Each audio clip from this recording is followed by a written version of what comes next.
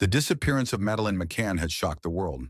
But what no one knew was that the story behind her vanishing wasn't as random as it seemed. While the police scoured every corner of Praia da Luz and the surrounding areas, something much darker was happening, hidden in the shadows.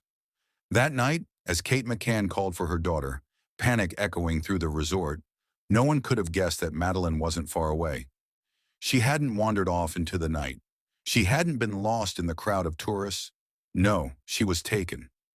Earlier that evening, as the McCanns and their friends were preparing for dinner, someone else had been watching. Hidden in the distance, under the cover of the fading light, a man stood silently, waiting for the right moment. His face was hidden behind a black mask, covering every feature except for his cold, calculating eyes. He had been watching the McCanns for days. His every move was precise, as if he knew the family's routine better than they did.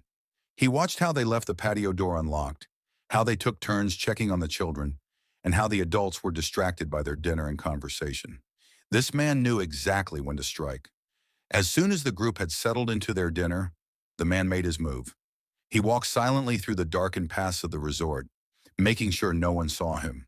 When he reached apartment 5A, his hand slowly pushed open the already unlocked patio door. Inside, the apartment was dimly lit, the only sound the soft breathing of the twins in their cots. He crept toward Madeleine's bed, careful not to make a sound. The little girl stirred slightly but didn't wake as he gently picked her up, wrapping her in a blanket to prevent her from crying out. And just as quietly as he had entered, he slipped out of the apartment, carrying Madeleine into the night. No one saw him. No one heard him. To the world, Madeleine McCann had simply vanished. But why? Why would this man take Madeleine? And who was he? The answer lay in a past the McCanns had long forgotten. Years before Madeleine was born, her father, Gerry McCann, had been close friends with a man named Daniel Cooper. They had grown up together, shared secrets, and had been like brothers. But something had happened between them, something that tore their friendship apart. It was an argument, a betrayal, that had driven Daniel to leave their hometown, disappearing from Gerry's life. The details of what caused the fallout were hazy. To Gerry, it had been a painful chapter of his life, one he had moved on from. But for Daniel, it was something much deeper. He had never forgiven Gerry for what had happened. He had carried that grudge with him for years, letting it fester into something darker, something dangerous. And now, years later, Daniel had returned, not as the friend Gerry once knew, but as someone seeking revenge. Daniel had learned of Gerry's holiday in Portugal through an old friend. He had followed the family, watching from a distance, plotting. To him, taking Madeleine wasn't just about kidnapping a child. It was about making Gerry pay for what he had done all those years ago.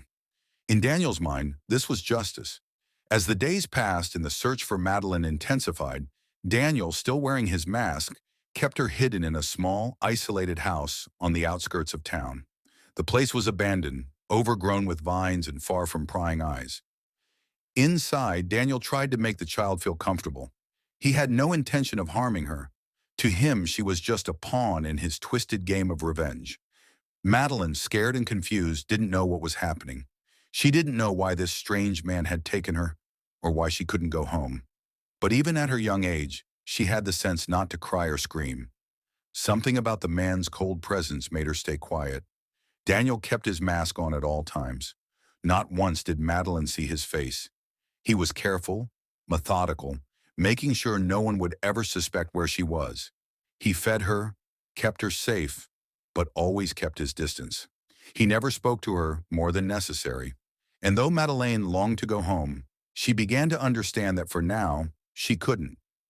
Back in Praia da Luz, the McCanns were living through a nightmare. Every day, the police updated them on the search, but there were no real leads.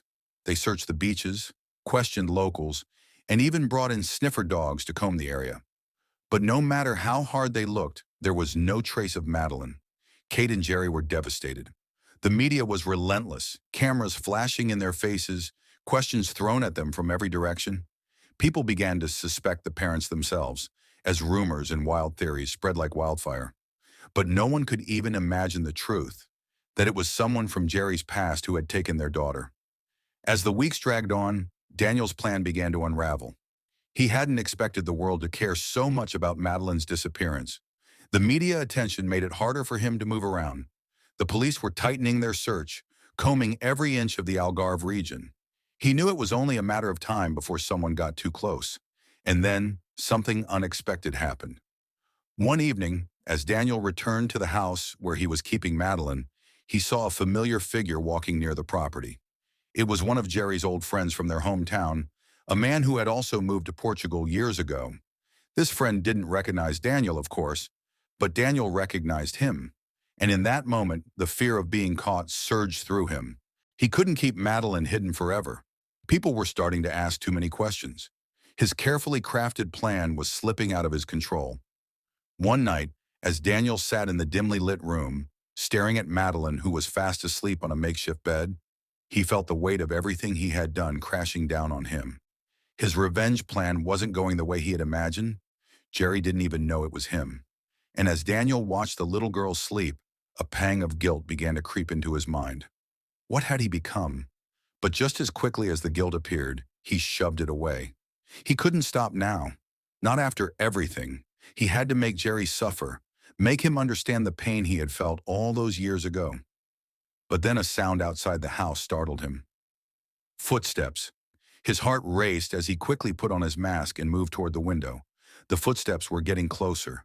Was it the police? Was it someone who had found him? His mind raced through the possibilities, but there was no time to think. He grabbed a bag, quickly packed a few essentials, and without waking Madeleine, he carried her out into the night. The footsteps were right behind him, but Daniel didn't stop. He couldn't stop now. As dawn approached, Daniel found himself on the edge of a cliff, the ocean crashing against the rocks below. The wind whipped around him as he stood, holding Madeleine, who was still asleep in his arms. He looked down at the girl, his masked face hiding the torment inside. And then for the first time, he spoke to her in a low, strained voice. "Your father, he did something to me. Something I'll never forget." But before he could say more, the sound of footsteps returned, this time closer than ever. Daniel turned, his eyes wide behind the mask, as a figure emerged from the shadows. It was Gerry McCann. Gerry had found them. He had pieced together the clues, and now, standing on the cliff's edge, he was face to face with the man who had taken his daughter. But Daniel didn't move. He didn't run. Instead, he slowly reached up and removed his mask, revealing his face to Gerry for the first time in years. "You?" Gerry whispered, his voice barely audible over the roar of the ocean. "It was you." Daniel smiled bitterly, his eyes filled with a mixture of anger and sadness. "I told you I'd never forget." But before either of them could say another word, a sudden crack echoed through the air, a noise that neither man had expected. The cliff beneath them began to crumble. And just like that, the ground gave way, plunging them into the cold, dark waters below. What happened next, no one could say. All that was left was the sound of the ocean and the eerie silence that followed.